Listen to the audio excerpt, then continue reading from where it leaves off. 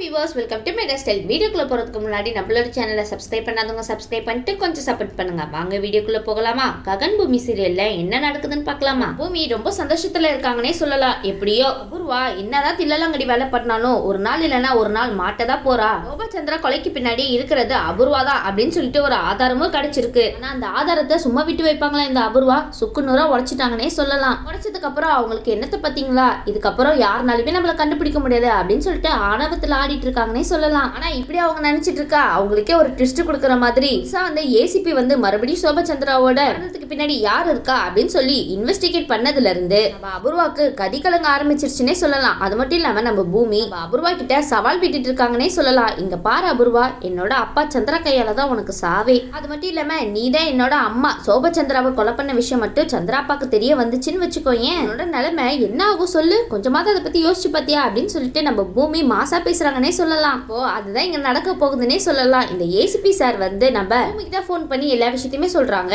நாங்க சோபச்சந்திரா இறந்த இடத்துல இருந்து எல்லா எவிடன்ஸுமே கலெக்ட் பண்ணோம். அங்க ஒரு பிரேஸ்லெட் கூட எங்களுக்கு கிடைச்சிருக்கு. பிரேஸ்லெட்ல 2 பேரோட டிஎன்ஏ இருக்கு. ஒண்ணு வந்து உங்க அம்மாவோடது, இன்னொன்னு அந்த கொலையாளியோடதா தான் இருக்கும் அப்படின்னு சொல்லிட்டு நினைச்சிட்டு இருக்காங்க. இந்த விஷயத்தெல்லாம் கேட்டுட்டு நம்ம பூமிக்கு ரொம்ப சந்தோஷமாகுதுன்னே சொல்லலாம். உடனே வந்து ஏசிபி சார் கிட்ட சொல்லிட்டு இருக்காங்க, சார் இவ்வளவு பெரிய விஷயத்த சொல்லிருக்கீங்க, ரொம்ப நன்றி சார். எங்க அம்மா பின்னாடி இருக்கிற மரணத்துக்கு காரணம் யாருன்ற விஷயத்த நான் வெளியே கொண்டே வந்து தீரணும் அப்படின்னு மட்டும் நான் உறுதியா இருக்கேன். அந்த ஆதாரம் கூட என் கையிலேயே இருந்துச்சு. அந்த ஆதாரத்தை அழிச்சு சுக்குநூறு ஆக்கிட்டாங்க. எங்க அம்மாவோட மரணத்துக்கு பின்னாடி இருக்கிறது யாருன்னு நீதி கிடைக்க போகுது அப்படின்னு சொல்லிட்டு ரொம்ப சந்தோஷப்பட்டு பேசிட்டு இருக்காங்கன்னே சொல்லலாம் நம்ம பூமி. அப்ப ஏசிபி சார் வந்து பூமி கிட்ட சொல்றாங்க, இங்க பாருங்க பூமி, சோபச்சந்திரா ரொம்ப நல்லவங்க, அந்த விஷயம் எனக்கு ஏற்கனவே தெரியும். கண்டிப்பா அந்த நல்ல மனசு இருக்கிற சோபச்சந்திராவோட மரணத்துக்கு பின்னாடி யார் இருக்கா அப்படின்ற விஷயம் கண்டிப்பா வெளியே வந்தே தீரும் அப்படின்னு சொல்லிட்டு வச்சிருக்காங்க. இந்த பக்கம் நம்ம சந்திராக்கு தான் கால் வருது. அந்த இடத்துல அதிகாரி தான் போன் பண்ணி பேசுறாங்க. சோபச்சந்திரா சாதாரணமா இறக்கல, அவங்கள கொலை பண்ணிருக்காங்க அப்படின்னு சொன்ன உடனே நம்ம சந்திராக்கு தூக்கி வாரி போட்டுச்சுன்னே சொல்லலாம். இந்த பக்கம் அபூர்வா நினைக்கிறாங்க, இந்த சந்திரா யார்கிட்டயும் பேசிட்டு இருக்காரு, ஒருவேளை அந்த ஏசிபி சாரா இருக்குமோ, சிச்சோ அவர் வேற என்ன சொல்லிட்டு இருக்காருன்னு தெரியலையே அப்படின்னு சொல்லிட்டு ஒளிஞ்சு நின்று பார்த்துட்டு இருக்காங்க. என்ன சார் சொல்லிட்டு இருக்கீங்க?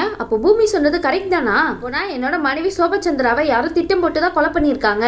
ஏசிபி சார் சொல்றாங்க, ஆமா சார், எல்லா எவிடன்ஸும் கலெக்ட் பண்ணி பார்த்ததுல எங்களுக்கும் அப்படிதான் தோணுது. அது மட்டும் இல்லாம இந்த ஃபேக்டரியில சோபாவை கொடுமைப்படுத்தி திட்டம் போட்டு இந்த கொலையை பண்ணிருக்காங்க அப்படின்னு சொல்ல இதை கேட்டு நம்ம சந்திராக்கு நெஞ்சு வழியே வந்துரும் போல. இதெல்லாம் பார்த்துட்டு அபூர்வா காலு நடுங்கிட்டு இருக்குன்னே சொல்லலாம். இன்னொரு பக்கம் ஏசிபி சொல்லிட்டு இருக்காங்க, அது மட்டும் இல்லாம நாங்க அந்த இடத்துல ஒரு எவிடன்ஸ் கலெக்ட் பண்ணோம். அந்த பிரேஸ்லெட் எங்க வாங்கினது, எப்போ வாங்கினது அப்படின்ற எல்லா ஆதாரத்தையும் கலெக்ட் பண்றதுக்காக நாங்க கொடுத்துருக்கோம். அதுல 10 பேரை செலக்ட் பண்ணிருக்காங்க அப்படின்னு சொல்லி கேட்ட உடனே நம்ம சந்திரா வந்து அவங்க கிட்ட கேக்குறாங்க, ஏசிபி சார் அப்பனா அந்த 10 பேர்ல யாரோ ஒருத்தர் தான் என்னோட மனைவிக்கு இந்த மாதிரி நடந்ததுக்கு காரணம், கண்டிப்பா அவங்கள நான் சும்மாவே விட மாட்டேன் அப்படின்னு சொல்லிட்டு சந்திரா ரொம்ப கோவத்துல பேசிட்டு இருக்காங்கன்னே சொல்லலாம். இந்த இடத்துல பக்கம் நம்ம பூமிக்கு கால் தரையிலே இல்லைன்னு சொல்லலாம். அந்த அளவுக்கு குதிச்சு சந்தோஷப்பட்டுட்டு இருக்காங்கப்பா. அபூர்வாக்கு பயங்கரமா நடக்க வந்துருச்சுன்னே சொல்லலாம். எங்கடா நம்ம பத்தின உண்மையில வெளியே தெரிய வந்துருமோ, மட்டும் வெளியே வந்துருச்சுன்னா இந்த சந்திரா நம்மள என்ன பண்ண காத்துட்டு இருக்காரோ அப்படின்னு சொல்லிட்டு ஒரு பயமே வந்துருச்சுன்னு சொல்லலாம். அபூர்வா நீங்களே பயப்படுறீங்களா என்ன? எங்களால நம்பவே முடியலையே. இன்னொரு பக்கம் வந்து நம்ம பூமியை வந்து அபூர்வா கிட்ட சொல்லியிருக்காங்க, என்ன அபூர்வா முகத்துல ஏதோ ஒரு விதமான பயம் தெரியுதே,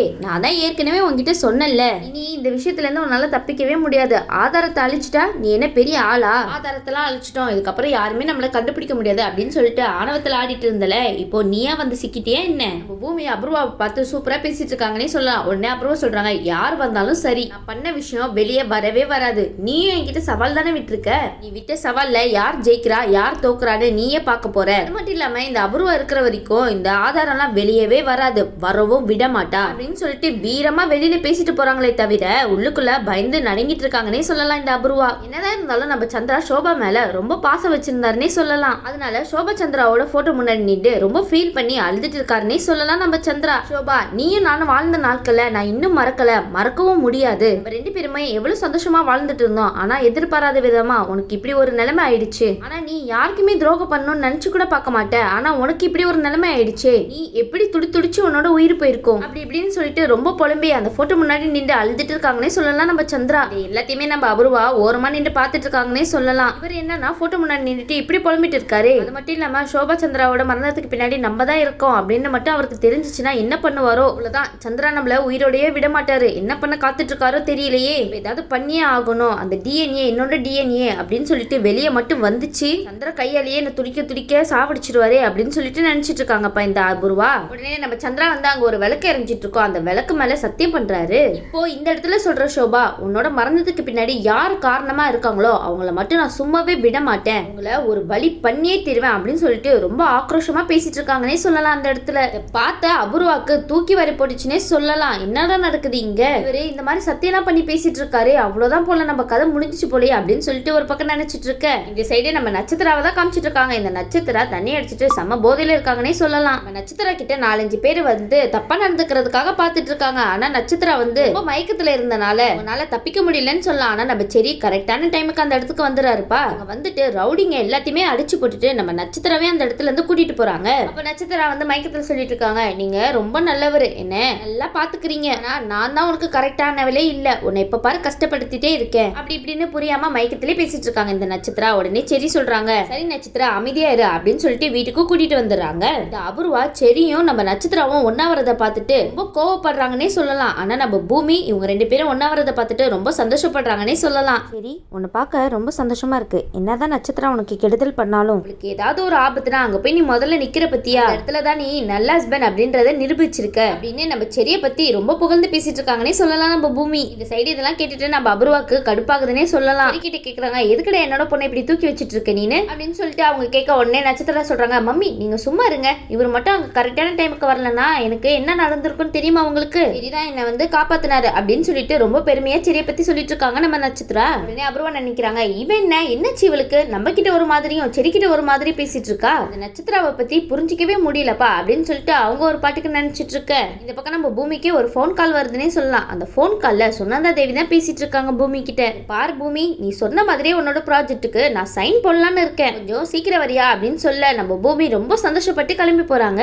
அபூர்வா வந்து பூமியை தான் நோட்ட விட்டுட்டு இருப்பாங்க, எதுக்கு இவ இவ்வளவு சந்தோஷப்பட்டு போயிட்டு இருக்கா. உடனே மருதாணி சொல்றாங்க, அவ எதுக்காக துள்ளி குதிச்சுட்டு போறான்னு தெரியுமா, அவ டான்ஸ் கிளாஸ மேல கொண்டு போக போறாளாம், அதுக்காக ஏதோ பெரிய ஆர்டிஸ்ட் கிட்ட போயிட்டு சைன் வாங்குறதுக்காக தான் இப்படி துள்ளி குதிச்சுட்டு ஓடிட்டு இருக்கா அப்படிங்கிற மாதிரி சொல்ல, இதை கேட்டுட்டு நம்ம அபூர்வாக்கு செம்ம கோவம் வருதுன்னே சொல்லலாம். நம்ம எப்படியாவது இந்த விஷயத்தை தடுத்து தீரணுமே அப்படின்னு சொல்லிட்டு நம்ம அபூர்வா ஒரு பிளான போடுறாங்க. ஆனா இந்த பக்கம் பார்த்தோம்னா நம்ம ககன் பூமி 2 பேருமே சேர்ந்து போயிட்டு நம்ம சுனந்தா தேவியை மீட் பண்றாங்கன்னே சொல்லலாம். உடனே சுனந்தா தேவி வந்து பூமியை பார்த்து சொல்றாங்க, பூமி உனக்கு எவ்வளவு பெரிய நல்ல மனசுன்னு தெரியுமா, உங்க அம்மா சோபாவோட ஆசையை நிறைவேற்றுறதுக்காக நீ எந்த அளவுக்கு போராடிட்டு இருக்க தெரியுமா, கண்டிப்பா என்னால முடிஞ்ச ஹெல்ப்பை உனக்கு செஞ்சே தீருவேன் பூமி அப்படின்னு சொல்லிட்டு இருக்காங்க. அந்த மாதிரி சொன்னது மட்டும் இல்லாம அந்த ப்ராஜெக்ட்டுக்கு சைனும் போட்டு கொடுக்குறாங்கன்னே சொல்லலாம். இங்க பாரு பூமி, இதுக்கப்புறம் உன்னோட வாழ்க்கையே நல்லா இருக்க போகுது, உனக்கு எந்த ஆபத்து வந்தாலும் சரி என்கிட்ட ஒரு வார்த்தை சொல்லு, உனக்கு எப்பவுமே நான் சப்போர்ட்டா இருப்பேன் அப்படின்னு சொல்லிட்டு ரொம்ப பாசமா பேசிட்டு இருக்காங்கன்னே சொல்லலாம் நம்ம பூமி கிட்ட. பக்கம் நம்ம பூமி அந்த ப்ராஜெக்ட்டை சந்தோஷமா வீட்டுக்கு எடுத்துட்டு போயிட்டு இருக்காங்கன்னே சொல்லலாம். ஆனா இந்த அபூர்வா இருக்காங்கல்ல, நம்ம சுனந்தா தேவிக்கு தான் கால் பண்ணி நீ எதுக்காக பூமியோட ப்ராஜெக்ட்ல சைன் போட்ட அப்படின்னு கேட்க உடனே சுனந்தா தேவி சொல்றாங்க, இங்க பாரு அபூர்வா, இது